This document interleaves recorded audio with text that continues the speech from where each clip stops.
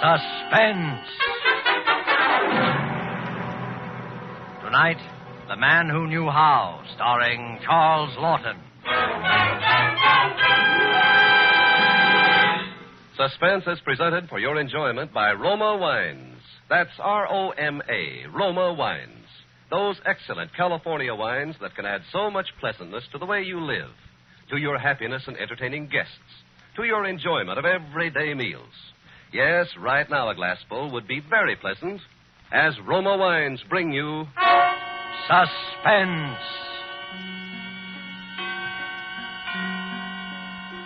This is the Man in Black, here for the Roma Wine Company of Fresno, California, to introduce this weekly half hour of Suspense. Tonight from Hollywood, Roma Wines bring you a star, Mr. Charles Lawton. And so with Dorothy L. Sayers' intriguing story of The Man Who Knew How, and with the performance of Charles Lawton as Mr. Pender, a law-abiding citizen of suburban London, we again hope to keep you in suspense.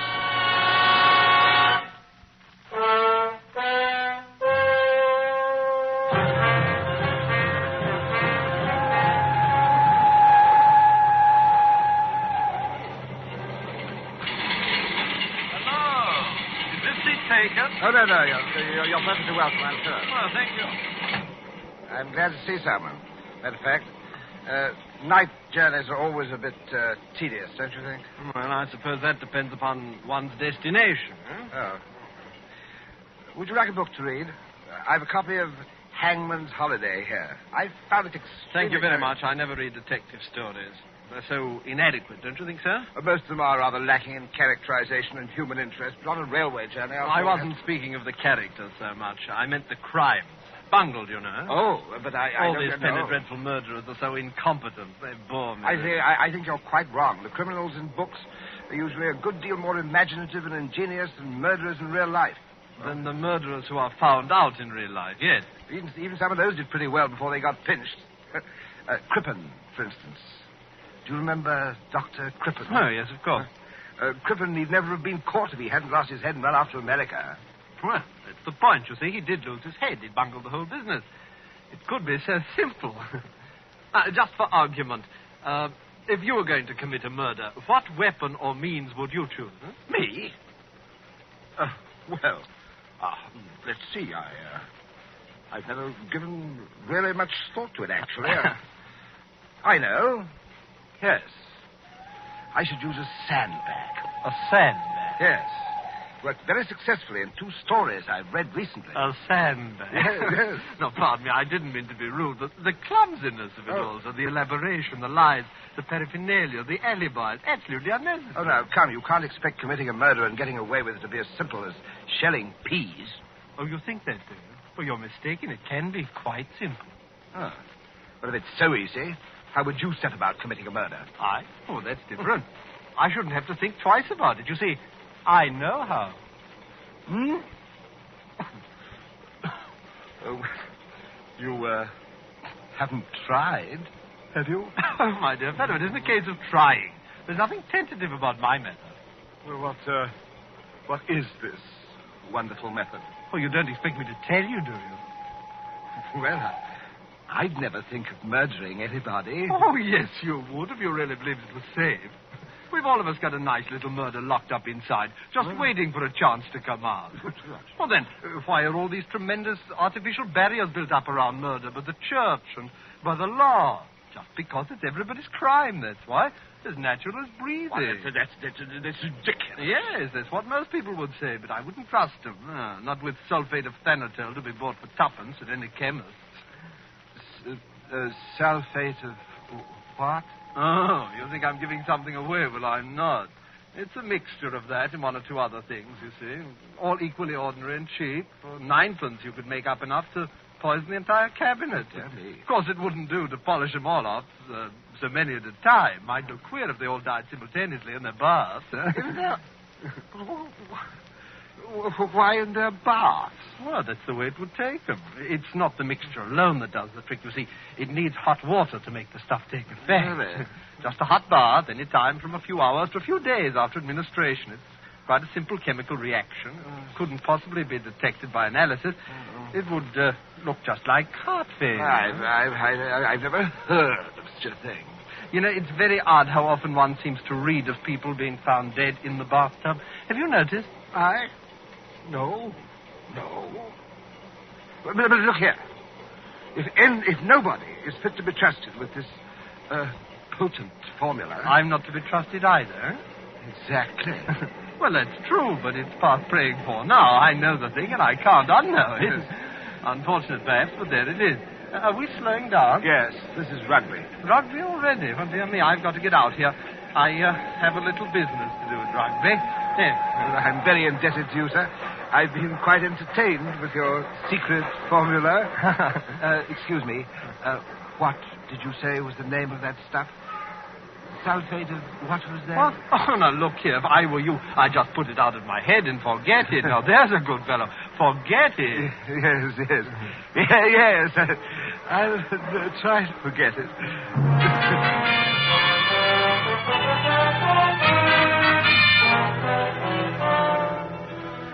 Tonight for Suspense, Roma Wines bring you a star, Mr. Charles Lawton, whom you have heard in the prologue to tonight's study in Suspense.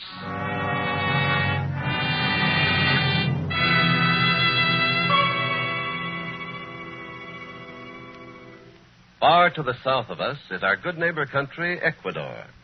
Let's imagine ourselves there now, dining on the roof terrace cafe of the exclusive Hotel Metropolitano in Guayaquil, Ecuador. Near us, an American has just complimented his hosts on the magnificent dinner, to which his host quickly responds, "Ah, yes, it is true that our foods are famous.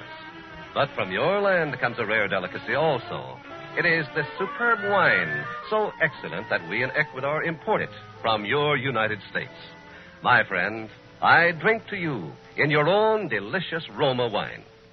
Our Ecuadorian friend is right, for Roma wine's superb quality has won such favor in many far places that they import it, enjoy it as a rare luxury.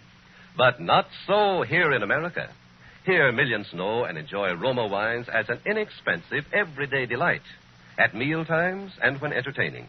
So many, in fact, that Roma is America's largest selling wine. With no high import duties to pay nor expensive shipping costs, you enjoy these distinguished wines for only pennies a glass. Ask for Roma wines, which bring you old-world winemaking skill, plus Roma's own modern controls and testing. That's R-O-M-A, Roma wines, America's largest selling wine, made in California for enjoyment throughout the world.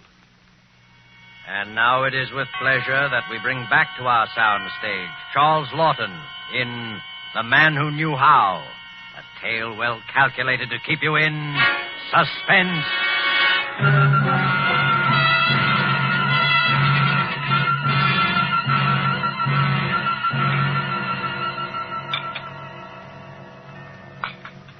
Good morning, sir. Morning, Charles. I've an egg for your breakfast, sir. Oh, thank you. They're quite scarce now, you know. Yes, I know. Will you have your tea now, sir? Yes, please. Anything in the post? Only a note from your tailor, sir.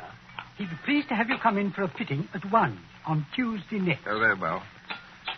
Charles, what's the backstairs gossip in the neighborhood? Nothing much, sir.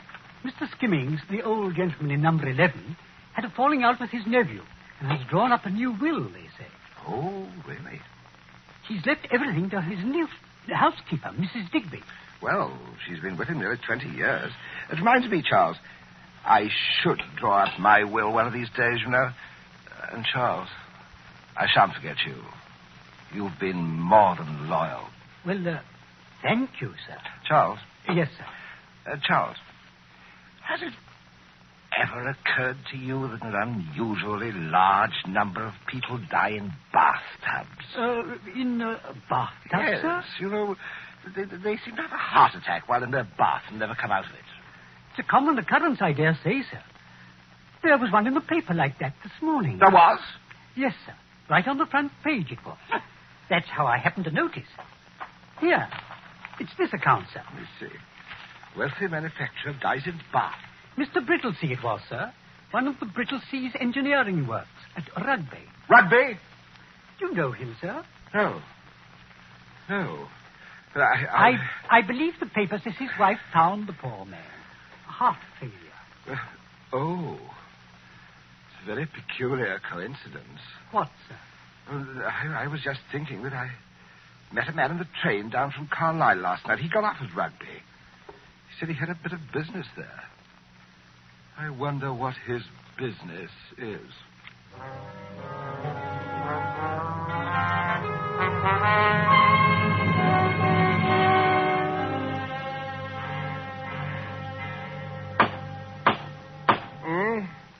Charles? Charles? Charles! There's someone at the door. Oh, dear, the bell must be out of order. Charles! Where's another slipper? Never find it. It's always under the bed. Charles! All right, just a moment. Just a moment. Is anybody there? I'm coming. Oh, Mrs. Digby. Oh, I didn't mean to rouse you, sir. But Mr. Skimmings never kept the phone in the house, sir. And also, perhaps you could tell me who to call. Oh, step inside, Mrs. Digby. Now, what precisely seems to be the trouble, Mrs. Digby? Well, I thought he was a long time in the bath, sir. But I never dreamed. Has Mr. Skimmings been taken ill? Is that what happened? Oh, worse than that, sir. All blue he is. Dear me. Oh, if only I'd looked in sooner, sir. But you know, a gentleman in his bath, how it is, sir. Yes, correct. I must say I've always been afraid something of this sort would happen. The old gentleman would take his bath so very often. Well, he's probably had a slight stroke, don't you think? I mean, I dare say the doctor will be able to bring him round. Not likely, sir. From the look of him, he's been dead for some time, sir.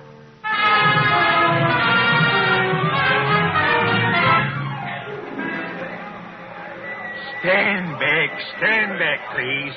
Relatives will not be admitted until the coroner has completed his examination of the body. Would you have a look at this card, please, officer?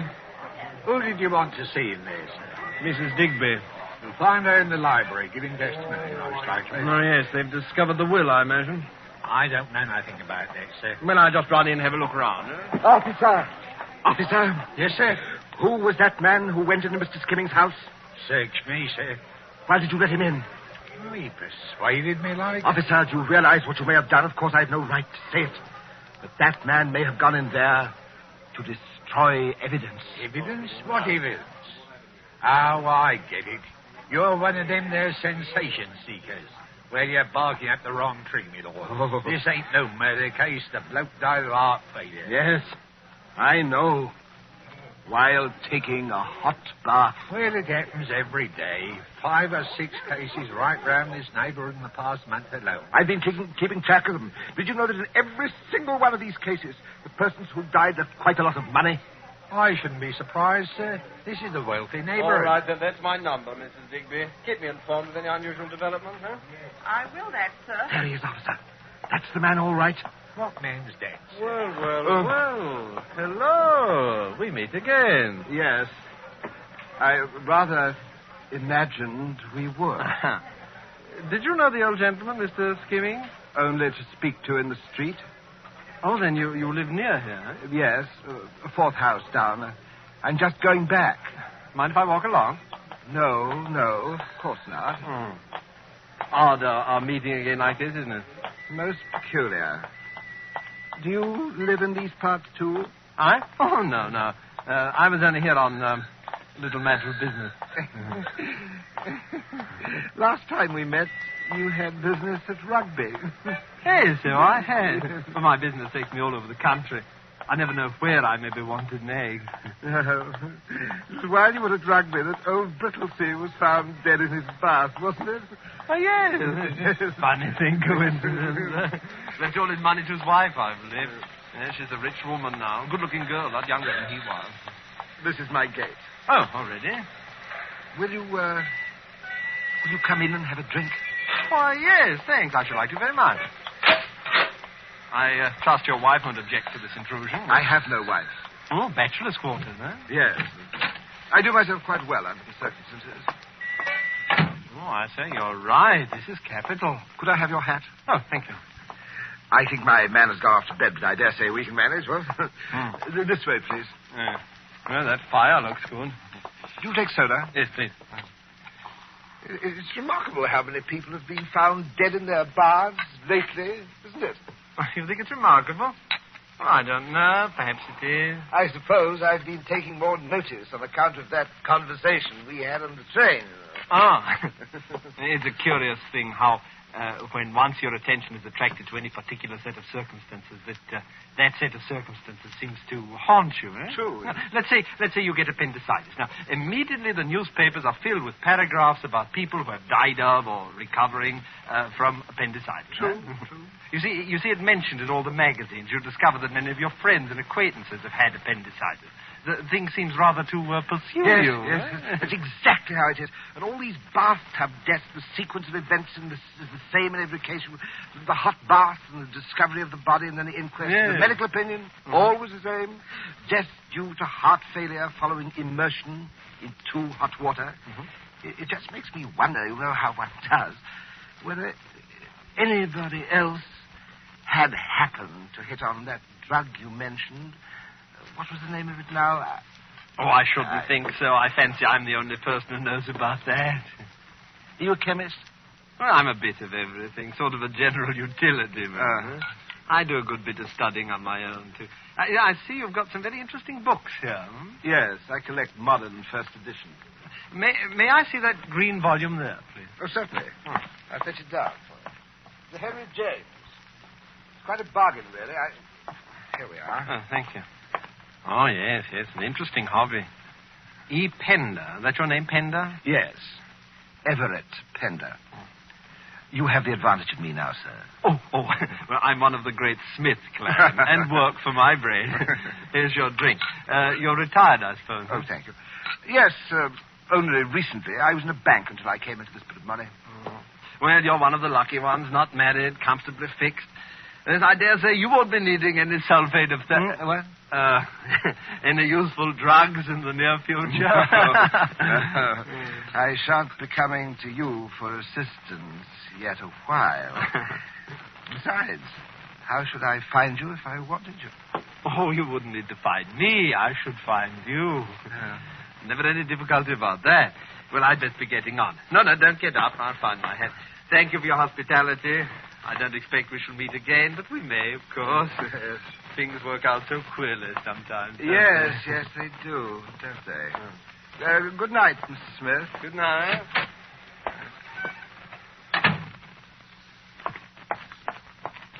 I beg pardon, sir. Oh, hello, Charles. I thought you'd gone to bed. I heard voices and thought you might be wanting something. Oh, that was just an acquaintance stopped in for a drink. He's gone. Shall I take the glasses? Yes, thank you. Do you wish to finish yours, sir? Mr. Pender. What? Your drink, sir. Do you wish to finish it? Oh, yes, of course. Thought I had. There you are. I'll draw your bath when you're ready for it, sir. Oh, there's no hurry. Tell me, Charles, did you ever notice a tall chap with very thick spectacles and curly grey hair calling on Mrs. Digby? Why, yes, come to think of it, I have, sir. But then he always seems to be about whenever there's a death in the neighborhood. Lately, that is. Did you ever talk with him, Charles? Why, not to mention it, sir. You did talk to him, Charles. Why are you so upset? Well, sir, it was about Mr. Skimmings changing his will in favor of Mrs. Digby. And the grey-haired gentleman, Smith, I believe his name is, asked whether you hadn't changed your will lately. Did you tell him I'd left everything to you? Not in so many words, sir. But you gave it away. So that's his game. Oh! Good Lord in heaven, what is it, sir? That drink. He poured it when I was getting a book down from the case. What is it, sir? Charles, under no circumstances am I to have a hot bath for at least 2 weeks. Do you understand? No hot baths. Very well, sir. Charles, in the paper, has anyone else died in his bath? Why, as it happens, yes, sir. Here it is, sir. The inquest will be held tomorrow at 3. The inquest? The inquest. Yes, Charles. I know what my duty is. I shall be at that inquest tomorrow.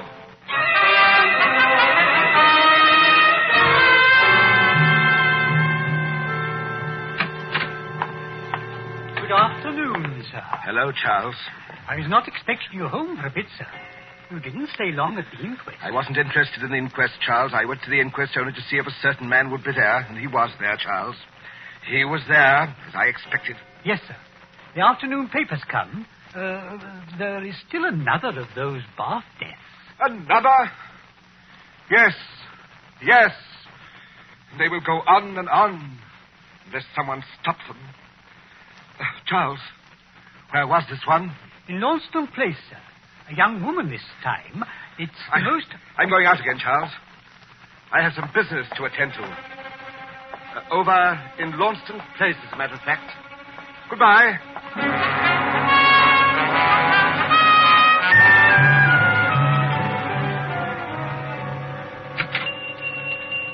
Yes, sir.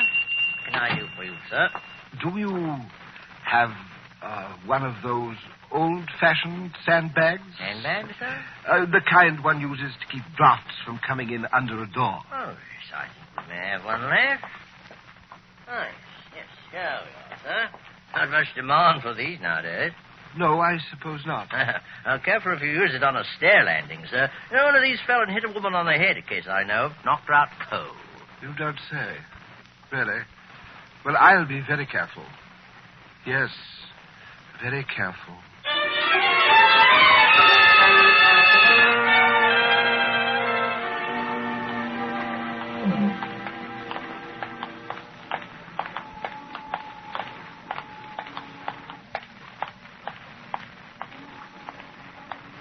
Hello. Bobby, you got a light there? Yes, sir. Yes, sir. Well, would you like a cigar to smoke later on? Thank you, sir. By the way, sir, there's a bloke following here. I don't know whether you've noticed. Yes, I noticed. Let him alone, Bobby. I'm going to have some sport with him. Right, Charles, sir. Good night. Good night.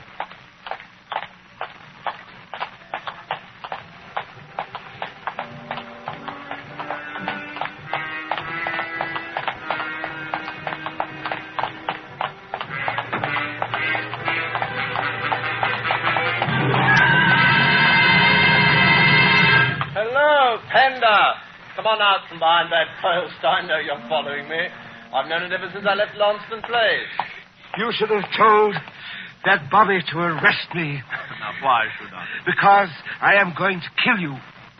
Why ever do you want to do a thing like that? To put an end to one of the most fiendish careers in the annals of crime.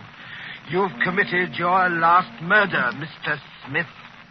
Now, come, look here, old boy. My name's not Smith at all. I'm William Buckley. And I didn't imagine it was really Smith. Do you actually believe that I'm responsible for all these bathtub deaths? Do you deny that you are? Why should I? You told me yourself you're the only man who knows the formula for the poison. Sulfate of Thanatol? Oh, yes, indeed. You have me there, Pender. And you stood to profit by every one of those deaths, didn't you, Mr. Buckley? You have me there, too. Now, look here, Pender. You're a great reader of crime stories. Haven't you ever wished someone would commit the perfect crime and get away with it just once? Yes, I have. God help me. But I don't anymore. I saw old Skimmings dead in his bath, blue and horrible. The man who committed that outrage must die. Pender, wait. You, Buckley. You, Buckley. Pender, you're you mad. You must you don't die. Pender,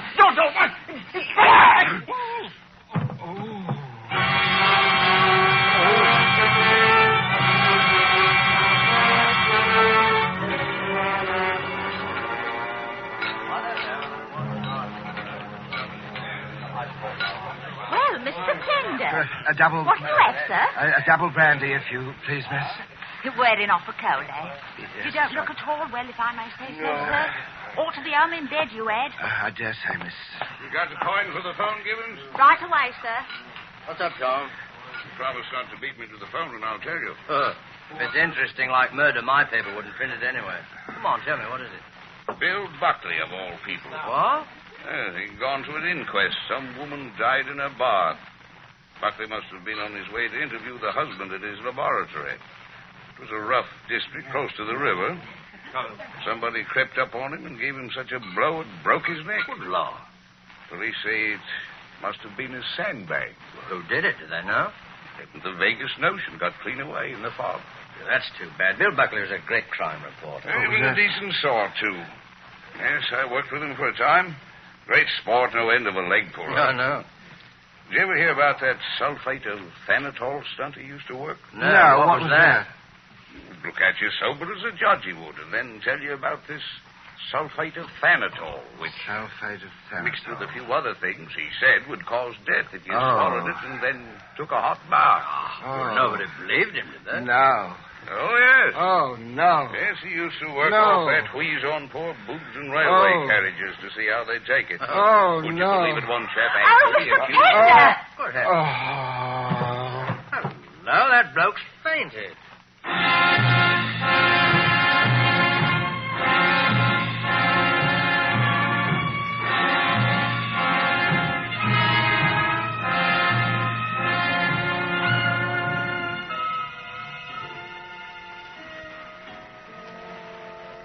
How's the old boy feeling now, Charles? Much better, sir. He caught a bit of a chill out in the fog, I think.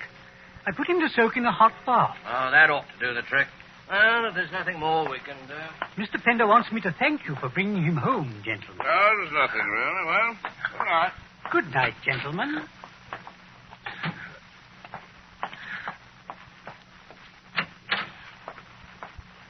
Is your bath hot enough, sir?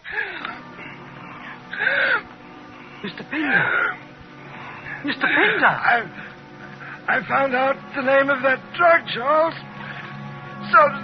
Sulfate of thanatol. Oh, sir. Mr. Pender. Mr. Pender. He's...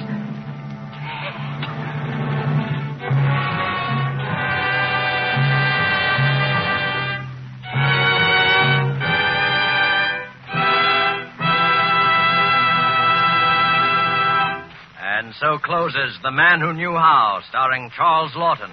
Appearing with Mr. Lawton was Hans Conried as Buckley. In tonight's tale of Suspense. Suspense is produced and directed by William Spear. Have you had the thrilling experience of enjoying a meal with delightful Roma wines? Well, tomorrow evening, we suggest that when serving your dinner, whether it be fish, meat, or poultry, just place a well-chilled bottle of your favorite Roma wine, Sauterne, Burgundy, or Claret, on the table with the meal. You'll be in for a new experience in just how good even the simplest everyday foods can be when served with superbly flavored Roma wines. Don't put off discovering how much these delicious and inexpensive Roma wines can add to the pleasure of everyday living. Remember, thousands make Roma wines their daily standby for greater enjoyment at a cost of only pennies a glass. Ask for ROMA, Roma Wines, America's largest selling wine, made in California for enjoyment throughout the world. Next Thursday, same time, you will hear Miss Agnes Moorehead and Mr. Ray Collins as stars. They will be heard in The Diary of Sophronia Winters by the distinguished radio playwright Lucille Fletcher. Don't forget to listen next Thursday to Suspense. Presented by Roma Wines, ROMA, made in California for enjoyment throughout the world.